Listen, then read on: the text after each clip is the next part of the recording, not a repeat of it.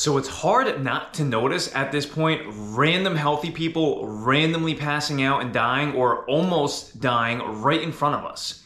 This, along with obviously a lot more, all here on The Bullock. So let's do it. So why isn't it getting national attention as well? If you don't read the newspaper, you're uninformed. If you do read it, you're misinformed.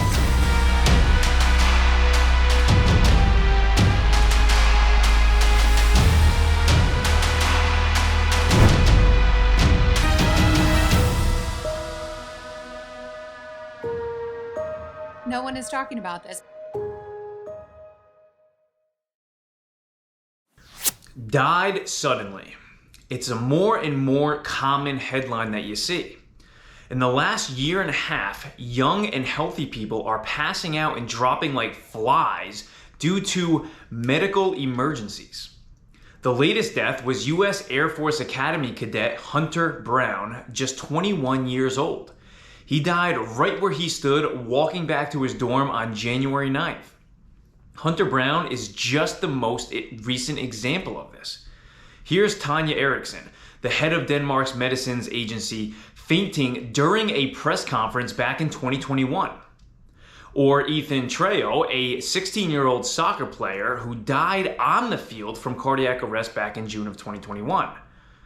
Or here, Old Dominion basketball player Imo Isian, who suddenly fell to the court clutching his chest just a week ago, but survived. Not to mention the most obvious and most recent nationwide incident of Damar Hamlin, where everyone virtue signaled how concerned they were for his health, but clearly not concerned as to the why. Now I could go on for a half hour here on this list. Now, cardiac arrest is rare in people under the age of 35. And when it results in a sudden death, it can usually be attributed to an undiagnosed heart condition. I'm reading news articles all day from the world's largest producers of news, and believe me, if these people ended up having heart conditions when they died, it would have been written about. When it's not, it's safe to assume that they didn't. Which leaves us with, why are young people fainting and dying when they don't have underlying conditions? The Surgeon General of Florida in October announced that there was an 84% increase in the relative incidence of cardiac-related deaths among males between 18 and 39 years old after receiving the mRNA COVID vaccine. Now, it's really way too early for anybody to say they deliberately know the reason for these dramatic rises in cardiac arrest, but when those who have a political horse in the race, aka major media outlets, start taking deliberate stances on issues, that's typically a good indicator that there is already a known answer. The CDC just on January 13th opened an investigation into the rise of strokes for those who have taken the Pfizer boosters. I will tell you this will be the dominating story of 2023. Now, keeping this excitement going with stories you probably haven't heard a whole lot about either, silent stories in 60 seconds. Let's do it.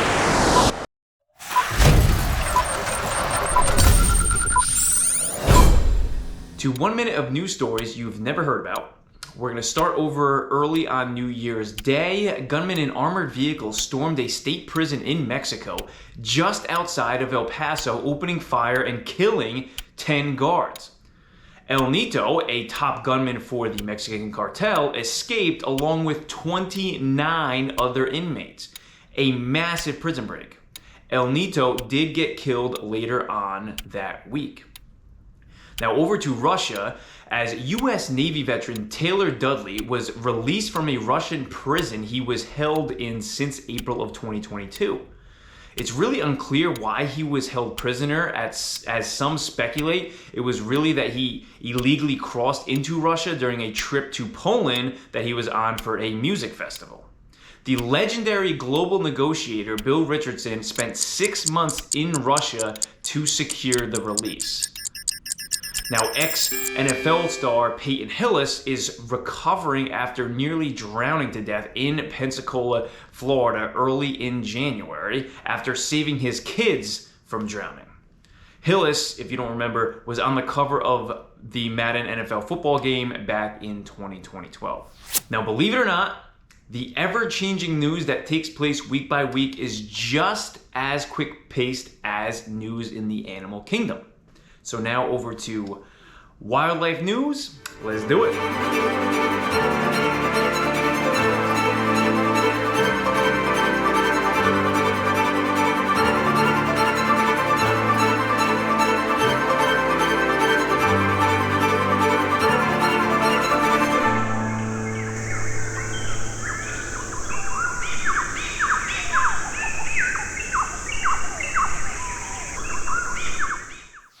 The U.S. Fish and Wildlife Service is proposing about 275,000 acres of federal, state, and private lands to be categorized as critical habitats for the EEV bird in Hawaii that is listed as vulnerable under the Endangered Species Red List, which now bumps them into the category of officially being a threatened species. Now, with that acreage in Hawaii, it's very important because about 40% of the proposed acres are already categorized as endangered habitats for other species, which leaves about 60% of new lands to be newly categorized as critical habitats. When these endangered species laws come up, it may not seem like a big deal. It typically doesn't change much if it involves just state and federal lands, but if you're thinking about knocking down a couple of trees in your backyard to build a new addition or a shed, you may soon have to rethink again or apply for some waivers, which come with expensive conservation assessments to determine if it would affect the EEV birds. Now, the EEV is an endemic Hawaiian, which means it is only found in the state of Hawaii and no other place on Earth has them except for Hawaii. It's why Hawaii is taking this very seriously. Now, if you love endangered species and wildlife and humans and good feel-good stories, you're also gonna love this story as well. It's a very impactful one, so crown of the week, let's do it.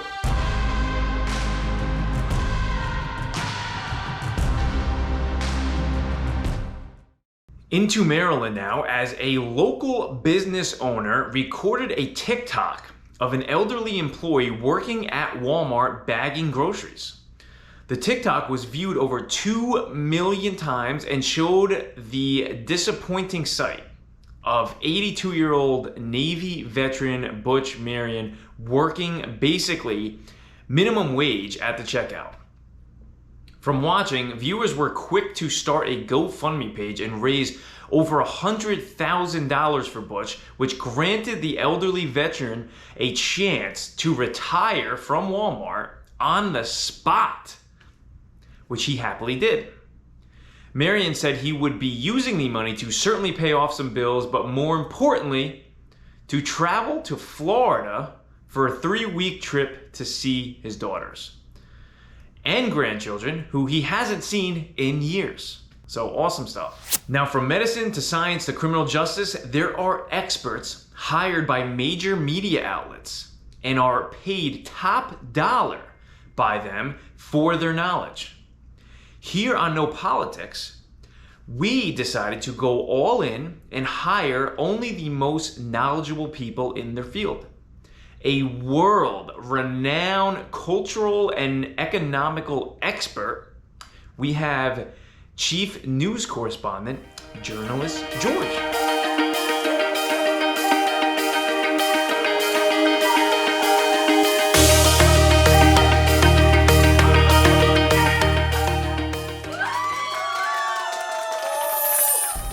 George, good to see you again. How's it going? Hi, Dan. I'm good. I've been crushing my New Year's resolution to work out more and get more fit. That's good to hear. And it's been really paying off. I mean, look at me. Don't I look more handsome already? You do? You know, if you want to get a crack at taking me out for dinner, you're going to have to get in line, Mr. Daniel. Well, I don't really swing that way, Mr. George, and I'm glad you're feeling more confident this year about yourself. But this is a news show, so what do you have for us today? Well, there's a bunch of new initiatives at companies now to reconsider a college degree as a proxy in evaluating their potential new employees. An HR research-based firm, Gartner, reported that companies are beginning to slowly become more comfortable with assessing candidates on their ability to perform the job function rather than their credentials they obtained to apply for the job in the first place. Well, I'm shocked that this is something that's like just hitting companies in the face right now. Like, wouldn't your full intention be to hire someone that can do the job? I agree. I mean, they deserve to hire crappy workers if they're so arrogant. Yeah.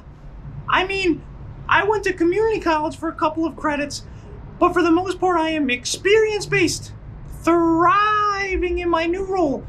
I mean, honestly, Mr. Daniel, would a Harvard or Yale graduate be able to keep up with me at this job? I don't think so. I'm the only one who can do what I do. Well, you really do know your stuff, but... But what? Say it! You gotta give me a second to speak. I'm sorry. What I was gonna say is that you do know your stuff, but a little bit of rough around the edges sometimes. What?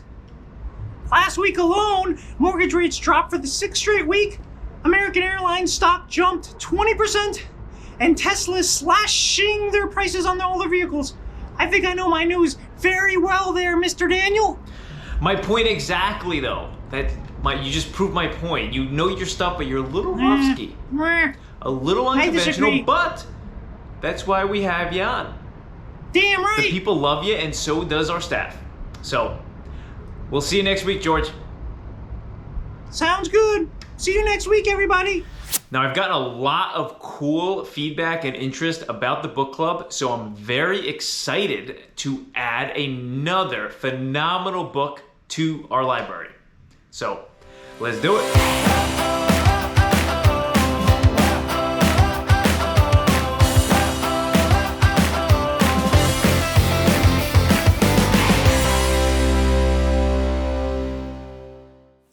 The second book of the No Politics Podcast book club is the book called Life According to the Rules of Boxing, 101 Rules to Being the Champion of Your Life, written by Jolie Glassman. Now, to start, it doesn't matter if you're a boxer or not. This book is about life. Jolie uses boxing as a metaphor to life, and by using these different rules in your own life, you'll create a champion mindset for yourself, thus being able to tackle anything you've ever wanted to do in your life. In Jolie's own words, this book is a curriculum for how to live a powerful and successful life that you love. For you readers that look at books and go, it would take me like 6 months to read all 200 pages. This book is perfect for you, because each rule is only about 2.5 pages each, and each rule is separate from each other.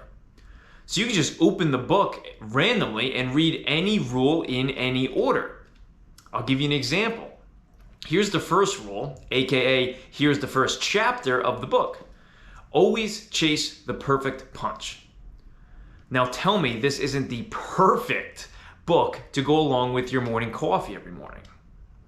Now, my favorite part of the book is that it doesn't necessarily and specifically tell you what to do with your life, but it provides you with the strength of feeling capable for you to finally find the direction that you have always wanted to go in.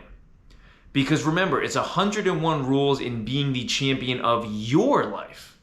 Because as Mike Tyson's trainer, Cus D'Amato, famously said, which is in the second chapter, to see a man beaten not by a better opponent, but by himself, is a tragedy.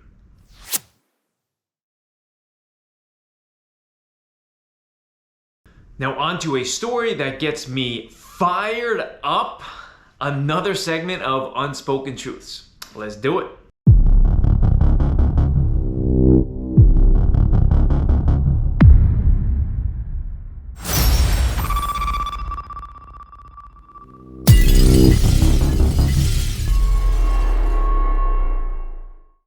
You know those donations you make at stores? Well, if you round up your total 30 cents more from $61.70 to an even $62, you can help feed a starving child. We've all been there, and I'm going to tell you what that company does from there. Let's take CVS, for example. From their website, CVS obtained $240 million in 2021 alone from 3 different avenues. Number one, they received that money from charitable contributions from the company itself, which is right where it should stop, right there. Because number two is through asking their own employees who make minimum wage to make donations on behalf of CVS.